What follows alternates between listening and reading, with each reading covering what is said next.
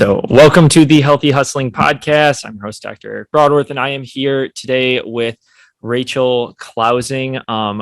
Sorry, also, if you're watching this on video right now, the lighting right now is terrible because we're posted up. We're going to show you Rachel's actually going through red light therapy right now while we do this. But anyway, Rachel is a personal trainer and functional fitness CrossFitter extraordinaire. I don't know if you follow her on Instagram or any social media. She's absolutely just killing it out there, both with helping people get more fit as well as her own fitness. So she's just been destroying local competitions. I know she won't say that, but she has been. So thanks for coming on, Rachel. Of course. Thanks for having me. Yeah. And so right now we'll kind of show you again, the red light therapy. Do you want to show them like the pad thing you got on your knee? So these bright red light pads, Rachel's kind of dealing with a little bit of a knee injury. And so, and we're going to that's kind of going to be the focus of today's discussion really is training and recovery, because that's something that we definitely talk a lot about. But before we talk about that, how was your recent competition that you guys won down in Indiana? Yeah. How was that compared to, would you say, Fresh Coast Fit Fest? Which did you like more? Just curious, not to put anyone on the spot or anything. Russ might be watching or something, but what was the experience like and everything like that? Yeah. So I think Fresh Coast was probably my favorite competition just because it's on the beach and it's beautiful. And that was actually the first competition I've ever won. And it was a decently big one. So it was felt like a really big win. You hadn't won any before that? No. Oh, no. That surprises me. Yeah, just 2 for 2 then. Third place before that. So yeah, 3 for 3 now. Nice. But that's mostly because my teammates have gotten really, really good too. So yeah, that last competition, that last one though. So for those of you who don't know how like a CrossFit competition is set up, is there's typically like 3 or 4 different workouts and then it'll all be based on points. Typically on like, whether you win or lose the event or how you place, that's how points are given out. But you were I know you're dealing with a little bit of an injury, I think at Fresh Coast, right? In July. A little bit of shoulder injury, but it felt great that day. I think it might've been a little bit of adrenaline, but I had previously used the red light on my shoulder. That's right.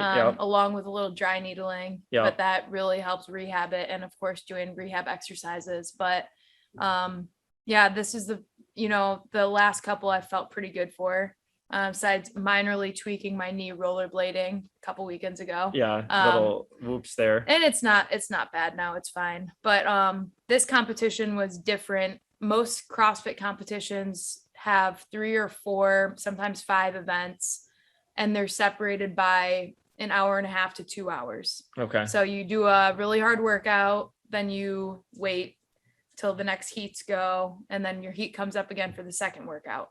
And so you have to get warmed up again, you go again, you give it your all, then you're resting again, and you're trying to get some food in and recover, and then you go again. Get those glycogen stores So up. what was cool about this competition was there was a running clock, 45 minutes. I didn't know that. And we did our Metcons nonstop. So there were no breaks in between Metcons. So it's just 45 minutes. 45 minutes straight. So there was one floater workout where we got there early to do. And that one was 8 minutes. Okay. And then, usually you're only actually working out at a CrossFit competition for an hour.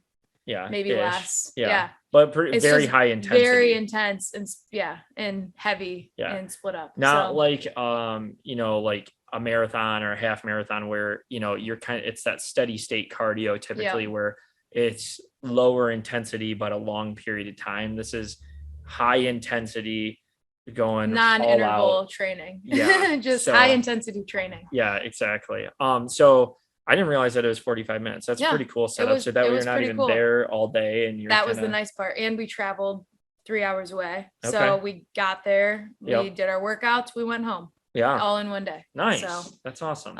We didn't get to stay for the award ceremony at the Yeah. end, but that was fine. Yeah. So it's all good. Yeah. Take your first place and call it a day. Yep. That's awesome. So yeah, we're going to talk about like recovery, and kind of like I would say like optimizing training, because we always talk about like programming and you got to work out every day and things like that. And some things that we've talked about, because we probably see each other like what, 5-6 days a week, because we're both here working. We see each other a lot, multiple times a day. And we talked about how some of your clients like are just getting huge fitness like gains, like squat has improved, I don't know, 100 pounds, like a lot. And they work out 2 to 3 times a week. Like they're only working out when they're training with you, and then they're not working out otherwise. And you and I are here. I mean, you definitely train more than I do. I try to train like 5 to 6 days a week, and I've been consistent with it for a while now. And it's just like, obviously the more you get into it, you're going to see less of those like beginner gains kind of thing. But obviously there's a sweet spot too, as to like, okay, if you're pushing your body too hard, sometimes you can have those negative side effects. Wouldn't you agree? Exactly. Yeah. I think there's to build up to the type of training that we do, and the length and the amount of time we put into it has to be a really gradual build. Mm-hmm. Otherwise you're not going to see the returns that you want. It's just going to be diminishing returns if you're just pounding your body every day. So I always say to other people and myself, like, with more training comes more responsibility. Mm-hmm. You have to recover. You have to prioritize recovery, and you have to prioritize nutrition. You have to prioritize sleep. If you don't do those things, you literally fall apart. I have finally been prioritizing sleep. Yeah. And we're going to hit a little bit on like the Whoop strap. So I don't know if you guys know what Whoop strap is, but it like records all these fun things. I think I'm 4 days in a row in the green. Yeah. I'm 2 right now. It's I got 92. I don't even know how. I'm 92%. That's great. Yeah. 4th day in a row. Yeah. But initially, like, so the Whoop strap, just so you guys know, it records your resting heart rate, your heart rate variability, your respiratory rate. The new one is going to have skin temperature and blood, like oxygen levels. So a lot of really good data, and then it'll record it like while you're sleeping, while you're training, how hard are you pushing your body during training, and using all of those measures to determine like, are you recovering appropriately, and should you push your body, to the overreaching. Should you be redlining the next day? And if you have a day where you're going to like max out, should you be maxing out really, or should you maybe do that a different day? All very interesting data that I think it's been beneficial for me, because, and when I initially got it, I'm like, okay, I know I need to sleep 8 to 10 hours a day. Mm-hmm. I know that, but I never did. And I think part of it is honestly putting like a number on it and seeing like, oh, I'm in the red today, or I'm in the yellow, and why didn't I go to bed earlier? And so now it's like, okay, I'm gonna go to bed earlier. Yep. I think the biggest thing I learned about sleep through the Whoop, or Whoop, how do you say it? I say Whoop. Is it Whoop? I don't know. I still don't know. No, I think it's Whoop. I sent an email out today and it said it was Whoop. There it is, but I don't know. Maybe it's Whoop. Let's Whoop. I like that better. Whoop. The biggest thing I've learned about sleep through it, and my own sleep, is that I would go to bed at 10 or whatever, knowing I was going to be in bed for 8 hours. Right. So I got my 8 hours of sleep, quote unquote. Right. Once I got the Whoop, I realized that not all of those hours are actually sleep. So I am a light sleeper. I wake up to little noises. Sometimes I wake up to pee and I can't go back to sleep after. And I never really factored in all of those awake times until I started wearing the Whoop strap and realized I need to be in bed for like at least 9 hours to get 7.5 or 8 hours of sleep. That's so nuts. I know. So I started, I'm like, man, my days got shorter. I have to go to bed earlier. Have you noticed since you've started taking that into consideration, because you've been using it for like a month, right? Yeah, so it hasn't over been a month. super long. No. But have you noticed improvements in like your fitness levels and how you're and things like that? I mean, I don't think you've 1 rep maxed or anything recently. I have actually maxed out. Well, I've done a lot of things in the last couple months, one of them being increasing my calories from around 1,700 a day to around 2,200 a day, which is a huge jump. So I've actually done, since I increased my food and optimized sleep, I've hit probably like 7 PRs in the last 2 months. Wow. Weightlifting, How many gymnastics. would you say? So obviously those are two huge parts when it comes to recovery. Oh yeah. And avoiding, like even avoiding injury and yeah. prepping yourself for the next day. I mean, nutrition, you know, they say is like 80%. Like you hear of all these people, you get people all the time, like weight loss and you did the bodybuilding before CrossFit. Would you agree that nutrition's 80% of it, really? Oh yeah. Yeah, it's huge. And I think coming from a bodybuilding background, I still have the aesthetic based nutrition ideas in my head instead of the performance based. So I actually hired a coach to help me increase my calories because I didn't want to do it. I knew I had to, but I didn't want to. The fear of gaining weight, the fear of is it the gaining weight part, or is it kind of like the aesthetic part? I mean, they kind of go hand in hand. You gain weight. Some people look at the scale though at the same time. Like, you know, some people look at the scale and I don't know, they might be super like lean in tone, but they weigh more because obviously they have more muscle mass and it's just like how their body's built. So I didn't know if it was maybe due to that or like putting on a little. I mean, I guess having, I don't know, even the idea of having more muscle to me is a little bit scary. Like I don't want to be ginormous. Yeah. But at the same time, I'm pretty obsessed with getting better at training at CrossFit, and I think I hit a point where I was not going to get better if I didn't start eating more.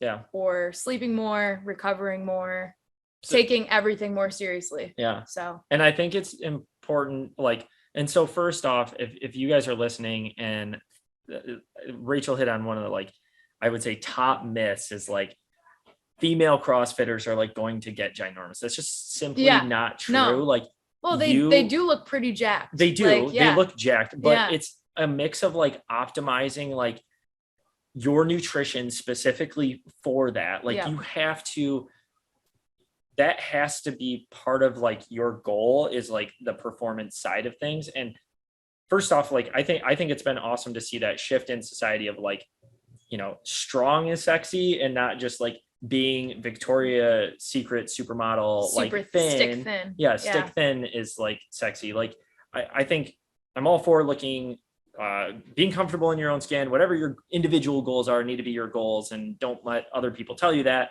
But at the same time, like, there's nothing wrong with being strong as a female. Like, no, you're a ridiculously strong female. I think that's awesome. Like, I would say that you could definitely, and you train for that though. Like, and it shows though in your fitness levels, and it just affects though too, like not only from a CrossFit performance standpoint. A lot of people are like, I don't want to win a CrossFit competition. Okay, but you can preach to like how you feel in your energy levels like, throughout the day. Like I mean, when I was under eating, I would hit a wall at like 2 or 3 o'clock where I was just like zapped. Yeah. And that's when I had to go back to the gym to train more clients. And I could not figure out why I couldn't, like, I didn't want to even pick people's weights up off the ground because I was so exhausted after doing, you know, training people all morning, training myself, coming back to train other clients. And I would just be like, I could fall asleep on the floor right now. It's a physically like personal training is a physically demanding job. Like you're not always working out the whole time. No, but like you have to be engaged with people like mentally. Yeah. And then obviously you're always on your feet and you are picking up weights. And for some reason I never put 2 and 2 together that, hey, maybe you're not getting enough energy in and you're putting all this energy out. So I was like, once I started eating more, it was just a game changer for energy levels. Like, and I'm so much happier. Yeah. Well, when you're not like, I didn't even realize why I felt the way I did until I changed my nutrition. So if there's anyone out there right now who is wondering why they're so fatigued all day, you might consider eating more food. And why you're like biting your like people's heads off, whether it's your like significant other. Yeah. Jess and I know, like, if we're Hangry. both hangry, if one of us is hangry, it's bad. If both of us are hangry, It's like, very bad. just like stay away. Like, things are not good.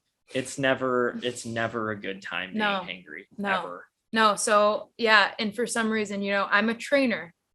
I help people determine how much to eat. Yet I always thought I was an exception to the rule. I was like, I ruined my metabolism doing bodybuilding, and now I'm stuck eating nothing. And if I eat more than this, I'm going to get fat. And that's when you need to hire a coach. Yeah.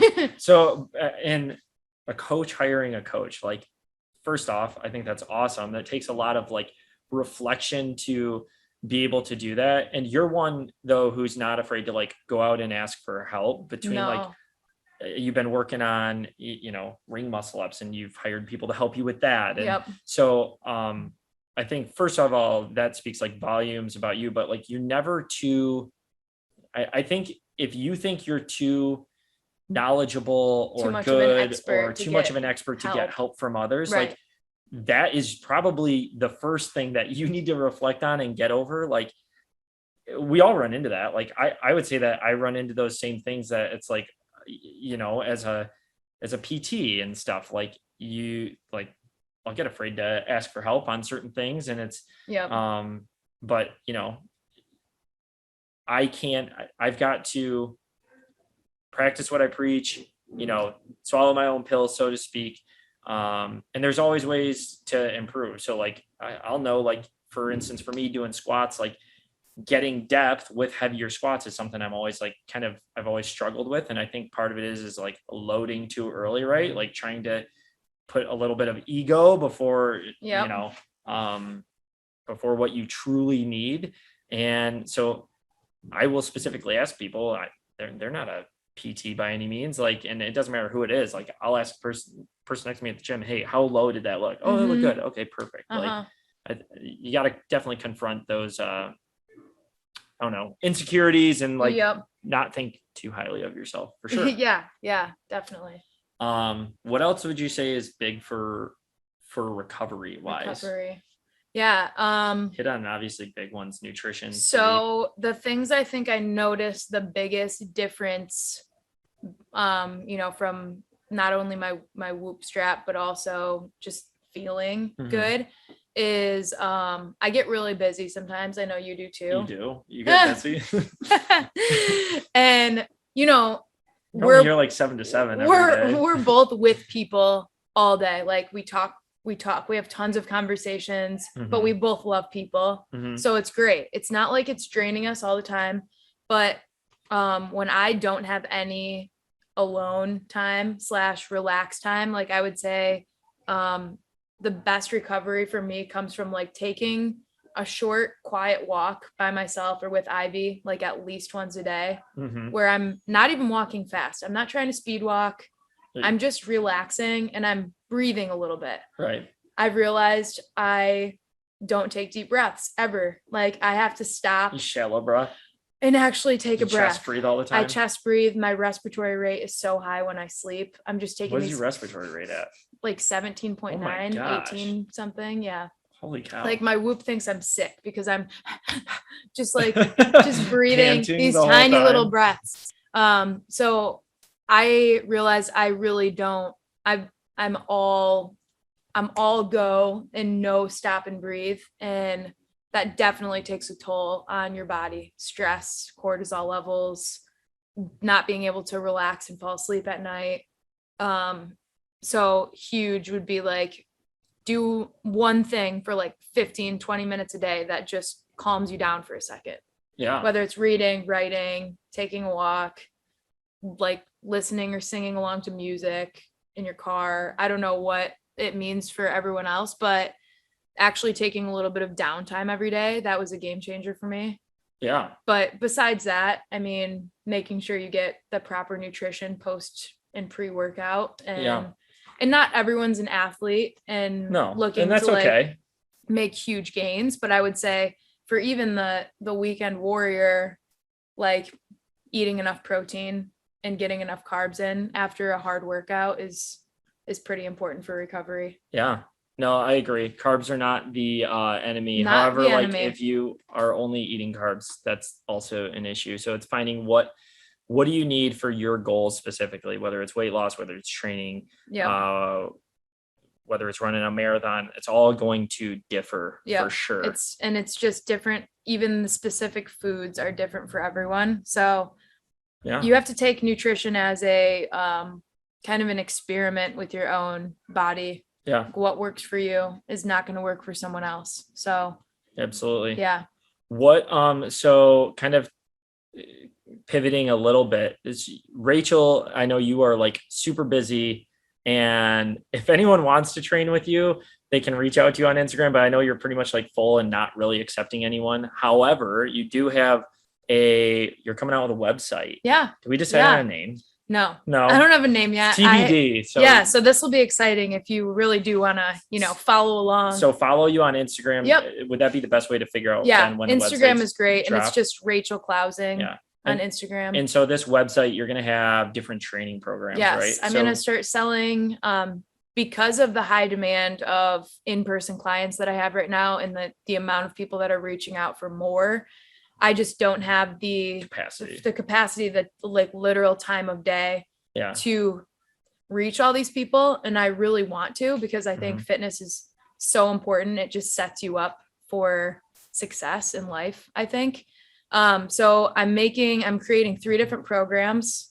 It should be coming out in the next couple months, my website and all the training programs. And then I will keep refreshing and creating new ones as time goes on. But is it targeting anyone in particular? So I've actually got 3 specific, I'm not going to give away the names of the programs yet, because I think they're kind of fun. Okay, cool. But 3 specific groups of people. I've got the beginners. Okay. So a 8 to 12 week program for people that are just kind starting out, getting off the couch. Yep. Maybe they're going to Planet Fitness. Maybe they're going somewhere like the Open Gym at 8th Day, but just needing some dumbbells and body weight, maybe a couple bands. I'll make it very simple. Nice. And videos attached to everything. So beginner, and then we've got the busy professional. Okay. As we were talking about, you don't need to spend hours in the gym. Right. Or multiple days in the gym to get really good results. So this one is dedicated for the people that don't have a lot of time, but want the results.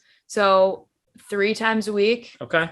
45 minutes a day. Okay. That's my goal for that program. It's very doable. Very doable. And I'm going to make it, the most bang for your buck. Like, how can you get in and out of the gym and get the best results? And see results. And then I've got the program for the people that are a little bit more like you and I. Yeah. Who really dedicate a little more time. Really enjoy being in the gym. Don't mind spending a little extra time on the other things like mobility, little more time lifting, and then a little more time conditioning. Nice. So 3 different categories for all of my, and those other categories, are those going to be like require more like barbells and that kind of thing? Yeah. So the more advanced one will require barbell. Cool. So if you like barbell, more. That's awesome. Right. And if you don't, maybe you need to learn to like it. Probably. Yeah. So yeah, the barbell one will be like my ideal time spent in the gym every day. Yeah. Just written on paper. So, awesome. Yeah. No, I'm looking forward to that. I'm looking forward to seeing it. And